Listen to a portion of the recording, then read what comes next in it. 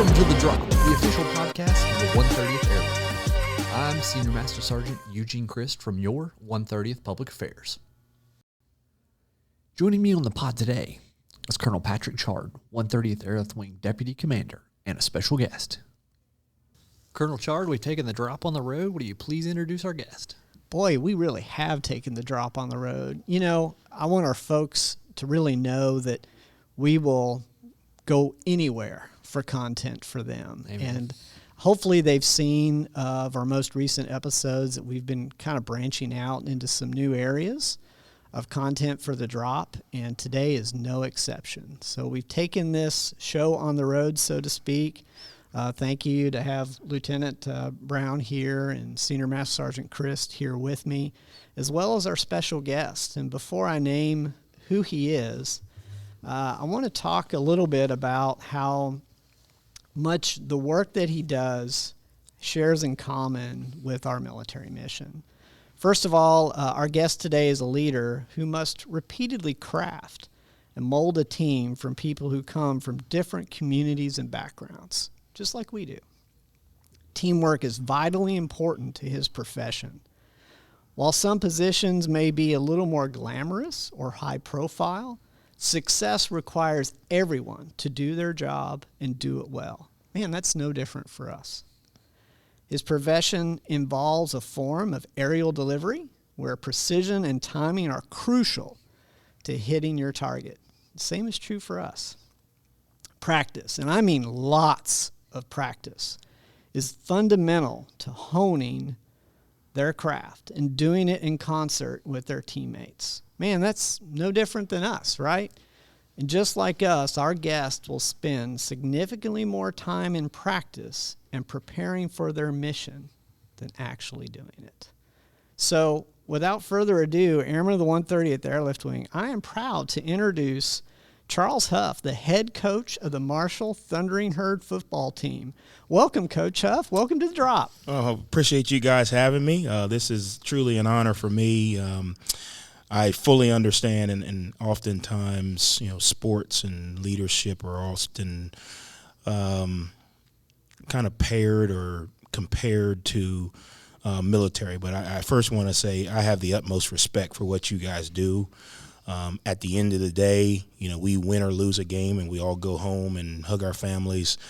For you guys, a win or a loss could be fatal. And I truly respect, I know we parallel the two, but trust me, by no means do I think what we do in the athletic world carries the same weight as what you guys do to give us freedom and save our lives, protect our country, protect our borders. So although similar, and although we try as coaches often to parallel the two, just know that the people listening to this podcast, the respect for what you guys do from me is ultra high. Oh, Coach, greatly appreciate that. You know, the stakes may be a little different at times, but the fundamentals are the same. And I got the opportunity, so folks know, to hear Coach Huff speak to a group of us during a recent event here at Marshall. And I came away so impressed by the leadership vision that he had set for his team this year. And I had to come back and interview you, Coach. I just really did. So thank you again for joining us. So to start things off, could you tell us a little bit about your background and, you know, the coaching experiences that you've had and how you came to Marshall University? Yeah, I'm originally from Maryland, from the Eastern Shore of Maryland. I played my college football at Hampton University in Virginia. I knew very early in my athletic career that there was a limit on my ability. But I've always, since I can even remember, I always enjoyed being on a team and working together, and how teamwork and how much you could achieve together, and how you can motivate, and how you can take people from different backgrounds and different areas of the country and different areas of knowledge, and get them all to pull together for one common goal. After I got done playing, I was fortunate enough to get into coaching.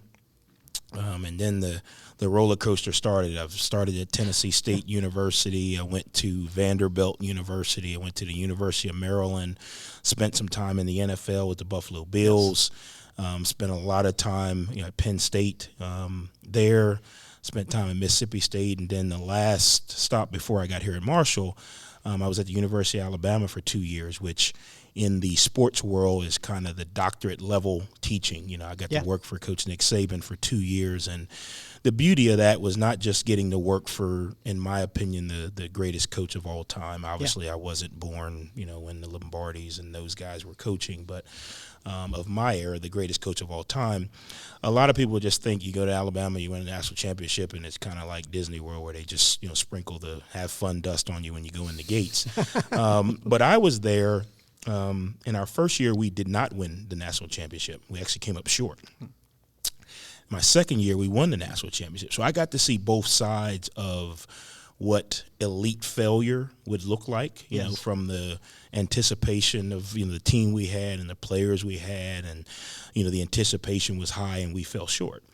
Then we came back the next year, and through ultra adversity, because that was the COVID season.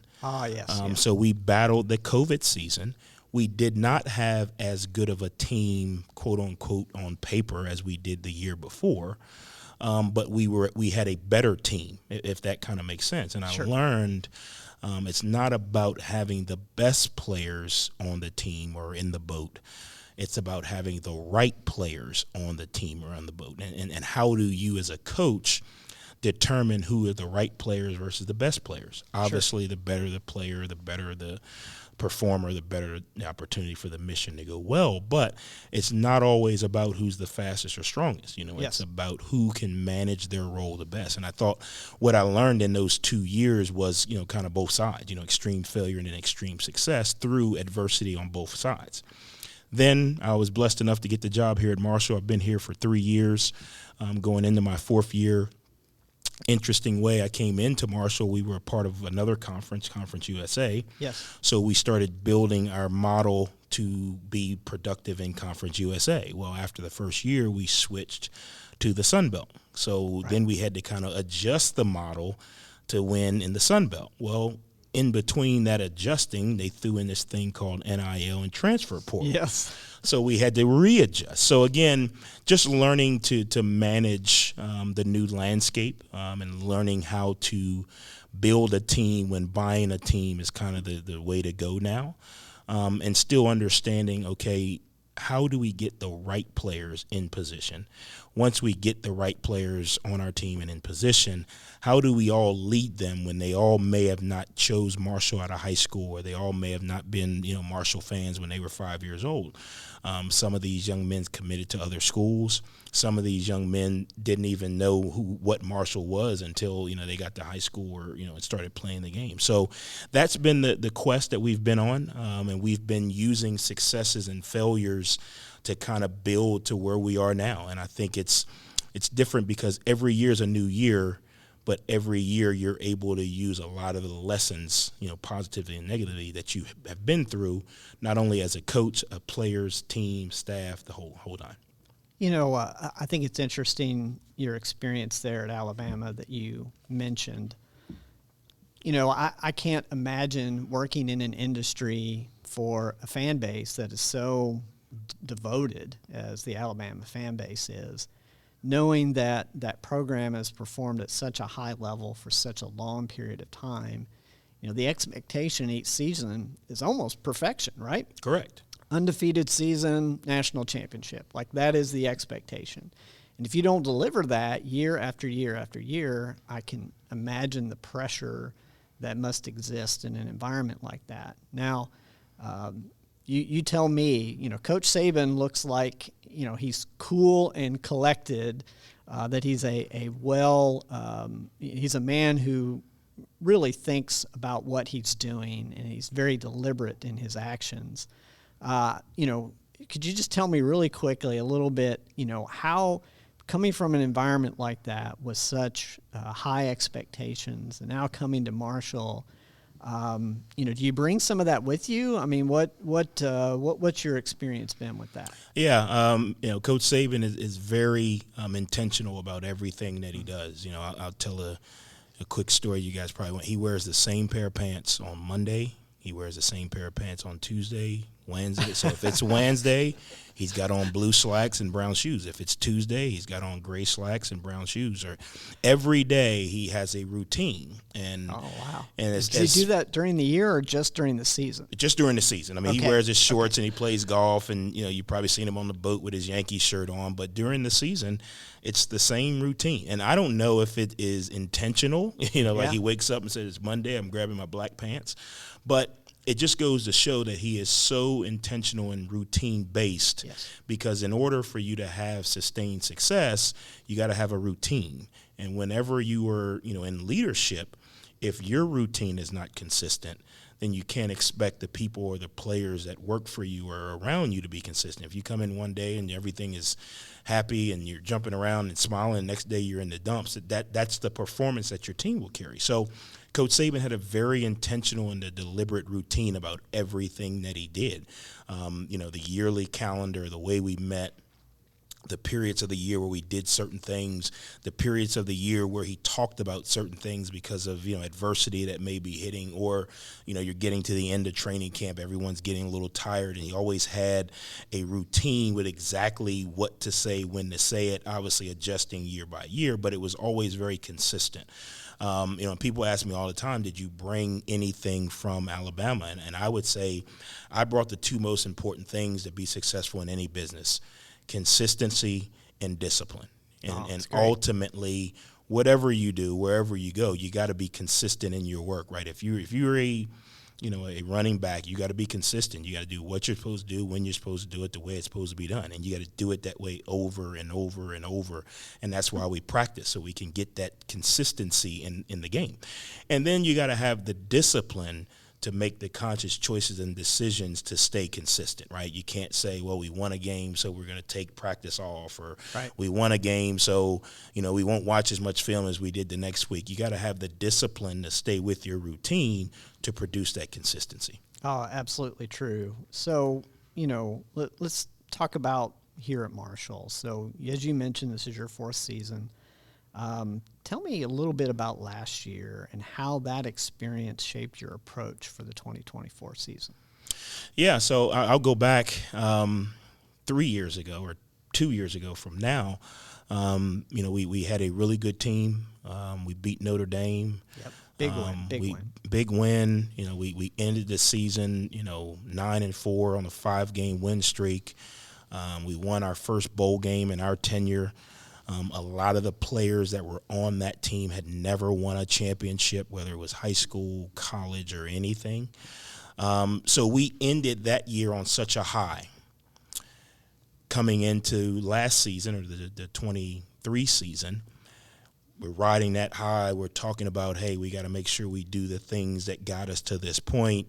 Obviously, you change players or you change personnel. Yep. Some of the players that were on the team didn't have as big a role the year before, and it's kind of like you're standing behind the starter and you're like, yeah, I can do that. But you really don't know all the work that goes into it for the starter to go out and consistently do those things. Yeah. So we come into the 23 season. We're riding high. We go on a 4-game. We roll off 4 in a row to start the season. We beat Virginia Tech here at home. We're 4-0. Everybody's riding high. We go to NC State. We lose to NC State in the fourth quarter. We battled, but we came short. And what started to happen, we were riding the success and the energy of the year before. And we were able to go win 4 games in a row. And now all of a sudden this is becoming easy. Yeah. And that's complacent. when, very complacent, and that's when, in my opinion, right after the NC State game, that's when the first crack in the floorboards started. Yep. Because we didn't know, and I say we as being the leader, taking ownership of it, we didn't know how to go back to winning. We were just winning. We didn't know how to go back to what it took to win. We were just kind of, well, coach says practice, we practice. Coach says meet, we meet. You got to realize we reeled off 9 in a row and then 4 more, so it had been a while before we had tasted defeat. Yes. And then once we tasted it, we weren't sure how to get the taste out of our mouth because a lot of the guys that had got us there were gone. So a lot of the guys that were stepping into these roles, all they knew was winning. And that's when, you pair that with adversity of injuries, and now all of a sudden you're playing, other guys are playing more. You got transfer portal guys who come in, and transfer portal, just so everybody's like speed dating. Like you bring them in on Monday. Yeah, you bring them in on Monday. You meet with them. You show them the campus. Hey, you want to be here? Yeah, great. He leaves on Tuesday. You bring another one in on Tuesday. So you don't really get a chance to really dive into who these guys really are. Sure. And, I truly believe that, a man's character is not formed in moments of greatness. It's formed and defined in moments of adversity. And that's what started to happen. All of a sudden, we don't win a game. And, okay, now it's starting to – and we never got to the point of breaking, but we never got to the point of fixing the issues. And I'm not talking about schematically. It's just, okay, well, we lost. All right, we'll go back and do the same thing we did last week. Well, that's not the case. You got to figure out, okay, what do we need to do different? That doesn't mean all of a sudden, we practice at 6 a.m. instead of 2 p.m., but what do we need to do individually and collectively different? And from there, we went on a 5-game losing streak. And that's when all of the blemishes, the bruises, the errors really showed up in our program. Yeah. And I look back on it as a leader, and a lot of these bruises or scars had shown their head before, but it was covered up by success. Sure. And because we weren't able to address it then, what it did was when it showed up, in droves. It showed up strong. So we went on a 5-game losing streak. And I credit the coaching staff and the players, because at that point, the program had a decision to make. We could have lost the rest of the season. Yeah. But we rallied behind our core values. We rallied behind ultimately what the makeup of this program is, which is hard work, discipline, staying together. And we were able to get bowl eligible. We were able to finish the season on a high note. At the end of that season, I really stepped back and looked and said, okay, what are some things that we need to fix? Brad Smith, our president, is a phenomenal leader, and he is, he's done some great things. A Marshall grad, went out to Intuit and created TurboTax, has come back to really help the Marshall, not only community but this university. And what a guy, too, a right? Great guy. And he recommended me reading the book Extreme Ownership. It's authored by a Navy SEAL, former Navy SEAL. Authored by a Navy SEAL. It's a true military, military read, but it talks about the key components of leadership, and ultimately taking extreme ownership as the leader over everything that goes wrong. Mm-hmm. Not, well, I told them. Well, you didn't tell them good enough, obviously. Or not, well, they should know this. Well, obviously they don't. So I read that book, and I really went back and looked at all of the opportunities that I had to take extreme ownership, and I didn't. Then I said, okay, where are the opportunities that the players had to take extreme ownership? And they didn't. And that became the kind of the motto for rebuilding for this 24 year. That's great. Through recruiting, through our communication with our players, through my interactions with the community, through my interactions with personnel and staff here on campus. And that has really kind of rebirthed the fire that's needed to get ready for the next year. And it was that book by a Navy SEAL in a military background that really helped me become a better leader, which in turn should help me become a better football coach. Sure. It helped our players become better people, because it wasn't, well, he messed up or I did this. It was, okay, I did everything that I thought I could do, but obviously it wasn't enough. What more can I do? Yeah. And what it really does is it creates a sense of complete and holistic improvement, because you're not really looking at how good you did. You're looking at, okay, I thought I did good, but obviously I didn't. And you're constantly self-reflecting. You're constantly kind of going back and evaluating what could I have done better. Sure. And then every issue that comes up, because you take extreme ownership, you don't just breeze over it with, oh, we'll be okay. Well, we'll win anyway. Or, well, they'll figure it out. You really take a deep dive into fixing every issue, positive and negatively. So now you have better connectivity throughout the entire organization. So let me go back and hit on a couple points that you made. First of all, success can breed complacency, mm-hmm. right? We see the same thing as well. Our wing has a long history of high performance, be it in deployments and the kudos that we get from the people that we work with and the organizations we work for. The accolades that the unit has received throughout its history have just been incredible.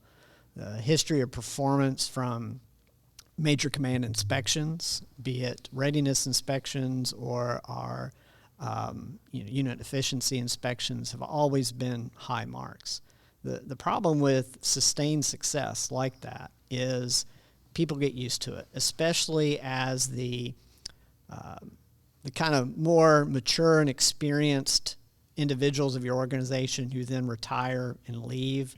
The younger folks can sometimes not fully understand or have fully encapsulated all the work that is required to perform at that level. Correct.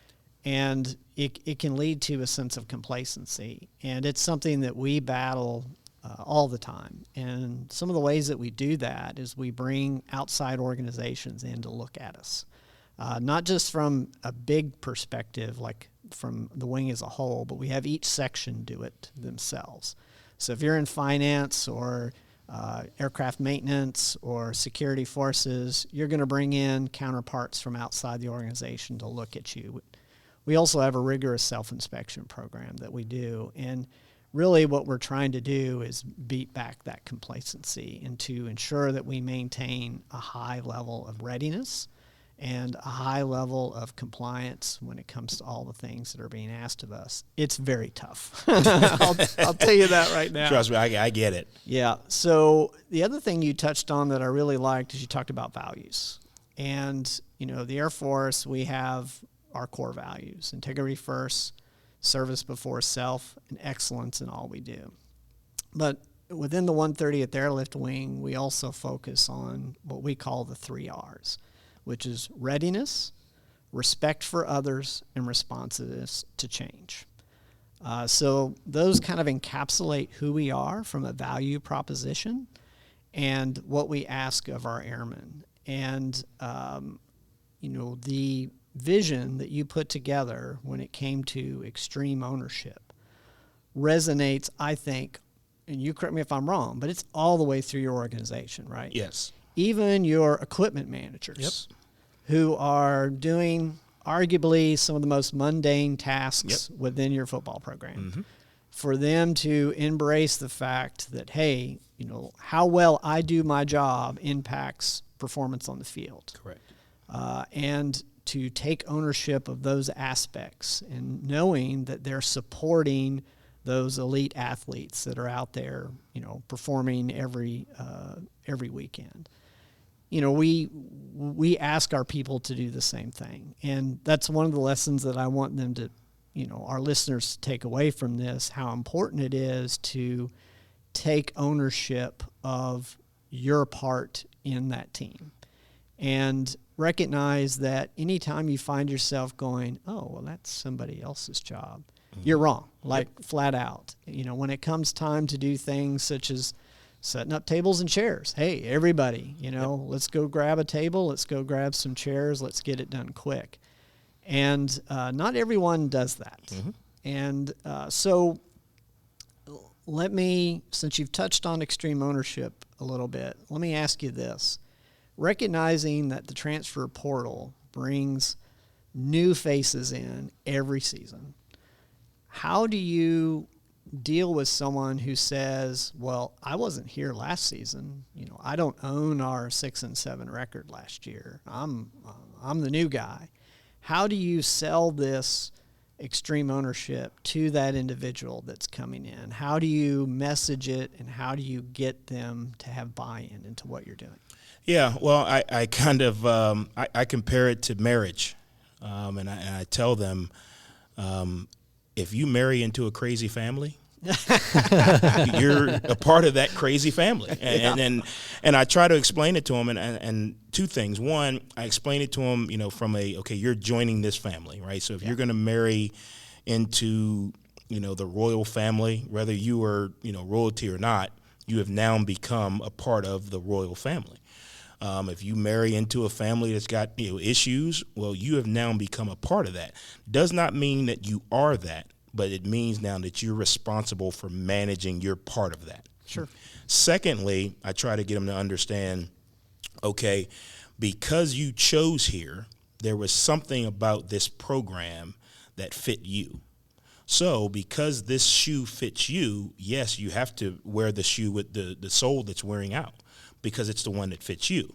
What your responsibility is how can you come in and, one, manage your piece and improve what this family has become. So, okay, if I'm married into the royal family, I may not become the king, but I still have a role and I still have a part in upholding the royal family traditions, the royal family values, the royal family, And mission. Correct. Same thing. If I marry into a crazy family, I have a role in managing my part of it, okay? I can't let it affect my house, my kids, my wife. And then I've got to try to improve it. How do I do that? I take a bigger role in communication. Maybe there is communication issues between, my wife and their parents or my wife and her brother, whatever it may be. Mentor nieces and nephews. What can I do to manage my piece? What can I do to improve my piece? And ultimately, what I get them to understand is, if you can do those things, you can manage your piece and you can improve,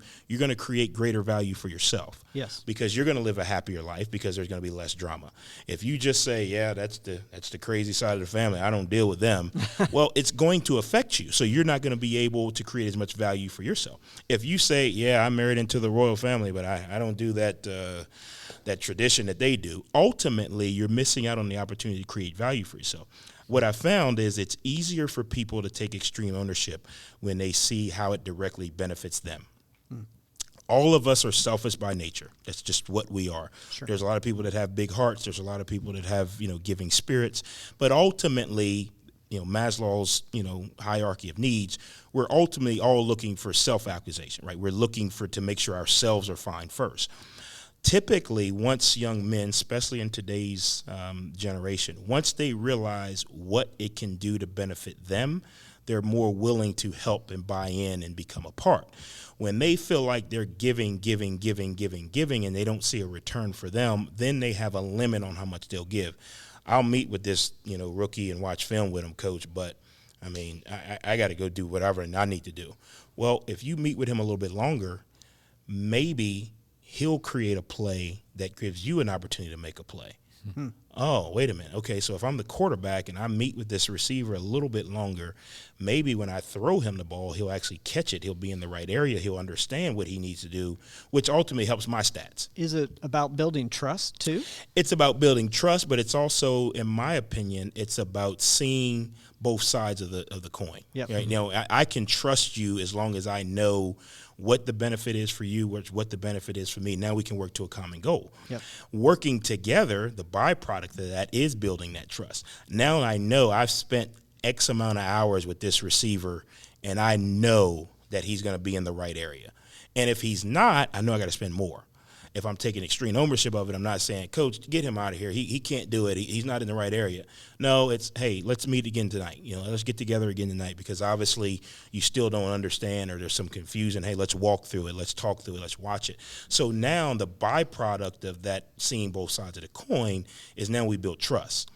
Hopefully, when we go out in this 24 season, hopefully the byproduct of that is we have more collective success, which ultimately promotes individual growth, individual accolades, individual opportunities to go on to the next level, all of those things. So through the extreme ownership, through the buying into this new family that you've married into, teaching these young men coming out of the portal or showing them, okay, this is how it's going to benefit you, but you've got to do this first in order to get that benefit. I love it. That's so good. So, I know as we've come through the building, and I got the opportunity previously to look through your locker room. You gave us a tour, and I see these signs on the wall. You talked about some ways. How do you communicate and message this to your players? Like, how do you communicate your vision to them? Yeah, I'm probably different than a lot of coaches. I am not a billboard operation. I don't believe in having too much signage or too much messaging. Okay. I believe in having a very consistent and direct message. So in our building, there's only 3 signs. Well, actually, 2 of them are the same, so it really kind of encompasses 2 signs. We have our core values listed in our team room, Yep. which are positive attitude, unbelievable work ethic, compete in everything you do, and discipline. Those, we got them on both walls, so that's 2, right? So our core values. So ultimately, we've built our core values to encompass all areas of their life, not just football. So the other sign that we have in our staff room is extreme ownership. Mm-hmm. To me, if you have a very intentional messaging with your signage, it will hit home. If your signage is like billboards, you can ride on the highway for 3-4 hours, and you'll pass 100 billboards. You might remember one. Yep. You might remember the one that, had a funny slogan, or you might remember the one that had a good picture on it.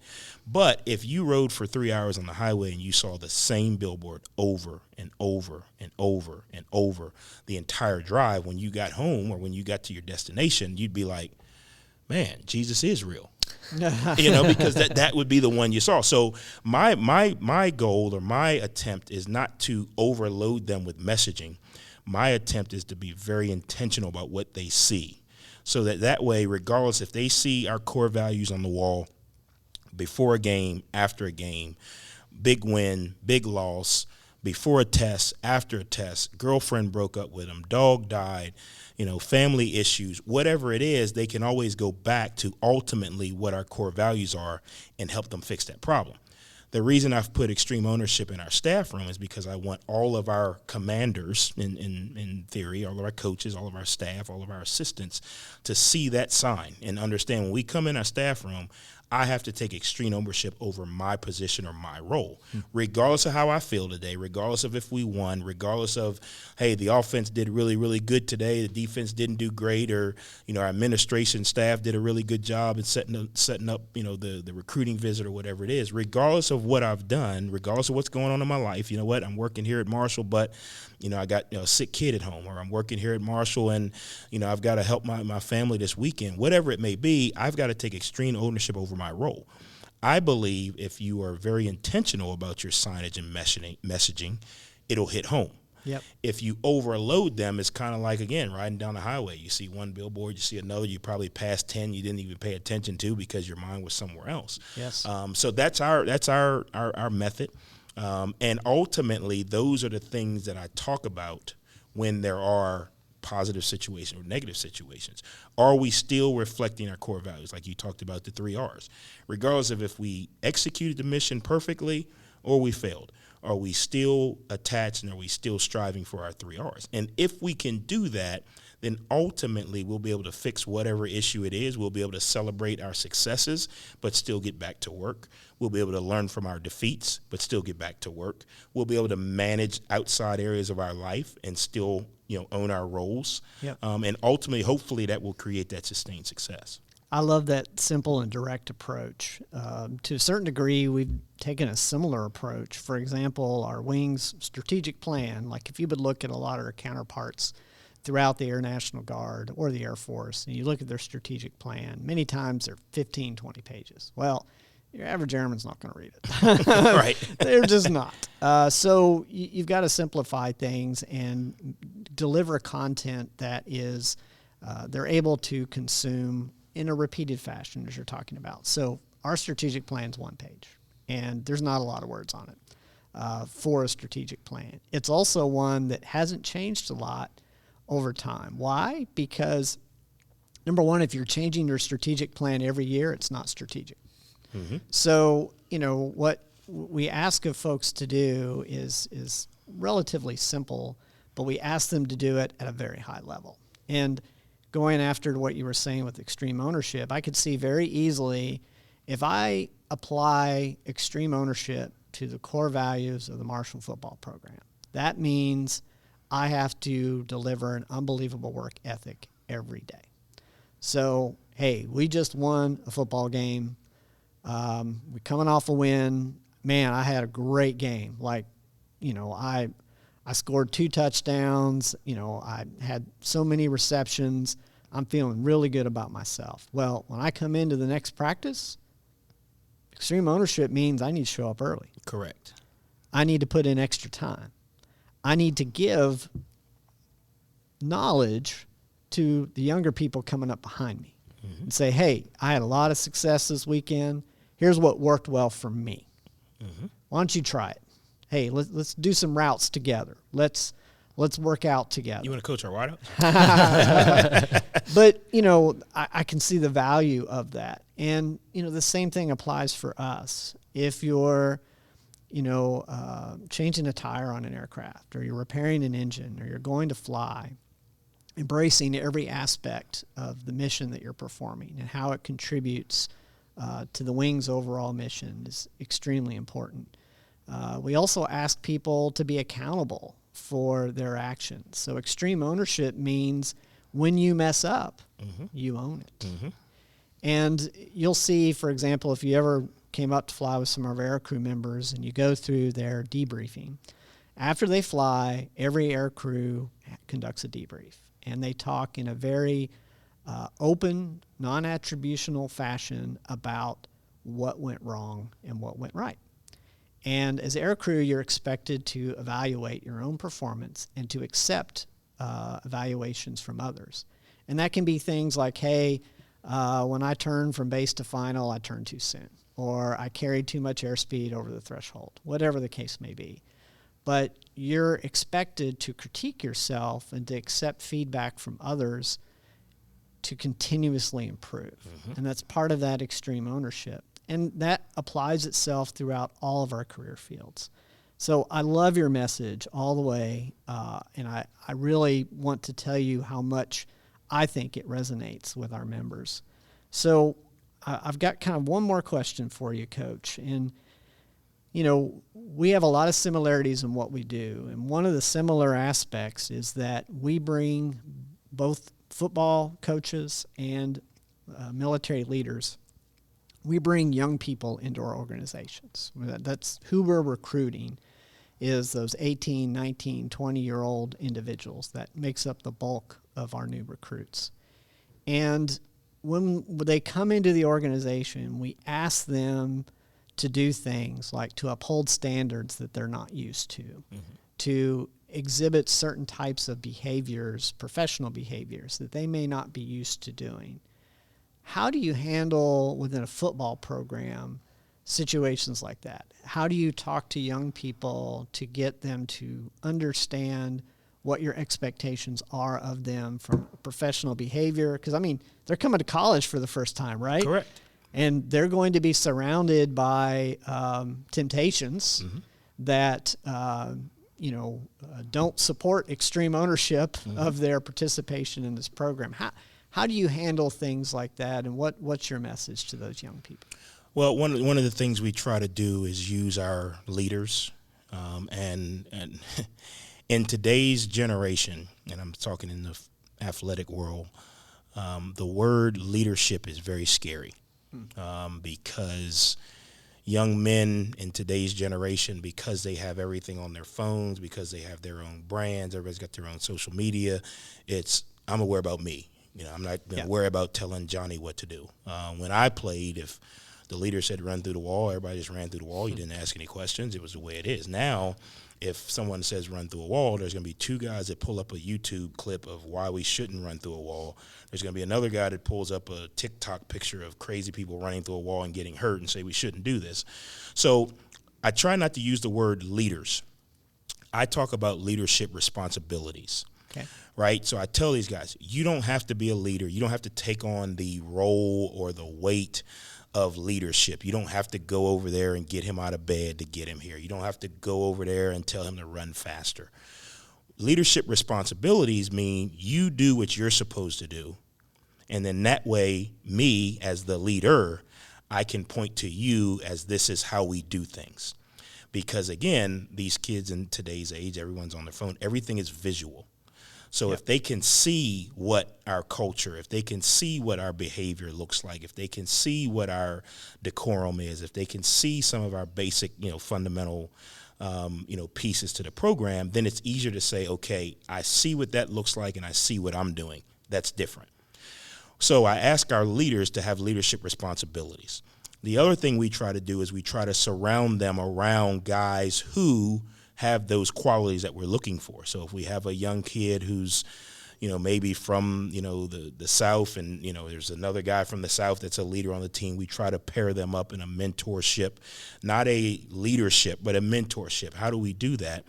In our locker room, obviously there's 125 lockers in there. So we try to strategically place guys in the locker room near or around guys who they have either minded abilities, meaning he's older, you're younger, you're from the same area, hey, you should follow him. Okay. Or what we try to do is we try to go completely outside of the circle, and we pair you with someone who you have zero connectivity or zero likeness, right? So we put an O lineman next to a DB. We put a white kid next to a black kid. We put a kid from the north next to a kid from the west. And typically what happens in those settings is your differences become your similarities. Yeah. Because ultimately we're all the same people. Yeah, you may listen to rap music, I may listen to country music, but we both like music. Sure. And typically what happens in those settings is you start to develop more leaders, and you allow these newcomers, or you allow people to start to learn more about a person next to them, which may ultimately change or adjust their behavior, because now I have a better understanding. I didn't like country music, but every day in the locker room, this guy's jamming to Jason Aldean. Let me hear that. Okay, it's not bad. Maybe I don't love it like you do, but now I've got a different appreciation. Sure. And we do that, and what typically happens is guys get out of cliques. Cliques are usually what displays the same behavior, because you hang out with guys that do the same things you do. You get out of cliques and you get more of a team mentality, because now it's not, hey, the three of us from, California hang out and we surf and we listen to the same music. It's, well, I know those three guys from California, but, I just became really good friends with this guy from Ohio. So typically what happens is in those settings is through the differences, we get complete buy-in, because all of a sudden your differences have become our similarities, and our similarities have become our culture. Our culture has become who we are, and ultimately that's how we perform. And so that's what we try to do. It's different. It's different because, again, kids these days really don't have leadership they don't want to be leaders. And typically it's hard to lead a peer, because in today's world it's, well, you ate pizza last night, so why are you on me about my weight? So what we've done is we've kind of subliminally created leadership, so where the kids can feel comfortable being themselves, which will help those new guys kind of adapt to how we do things. Oh, it's very interesting. One of the things that we try to do, and it's part of those, kind of core values for the wing that I mentioned, is, respect for others. Our differences, we should celebrate, right? Mm-hmm. Everyone comes into our organization with different backgrounds, different experiences. Fundamentally, we are an amalgamation of our experiences. Mm-hmm. That's where our likes and dislikes come from, because of what we've been exposed to and what we found pleasurable or enjoyable. And meeting someone new who has a completely different experience than you do, and listening to their story and getting to know them and getting to know, how those experiences have shaped who they are, can be extremely enlightening, but you got to be open to it. Correct. And, one of the things that we try to do is encourage people to have an open mindset, that because you're going to have culture clashes, you're going to have differences of opinion, you're going to have, moments of strife. But ultimately, there's a set of standard professional behaviors that we expect of everyone. And fundamentally, we all share the same mission, and we're working towards the same goal. And, people come together through battle. Mm-hmm. When an airman deploys for the first time, it's always interesting to watch when they come home, because it just changed them. And what has changed is, one, they dealt with adversity, right? Mm-hmm. They've dealt with an environment that might be hostile to them. They've dealt with hardship. They've had to work with new groups of people and collectively come together. And when they come home, they're better for it. Mm-hmm.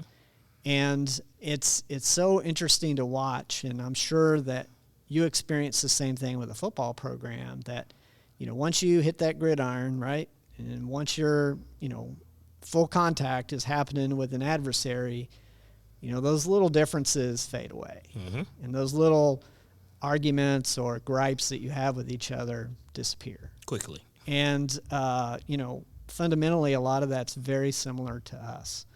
One of the things, just to kind of wrap up some of our conversation here, that I really appreciate, and this is why I'm doing this, all right?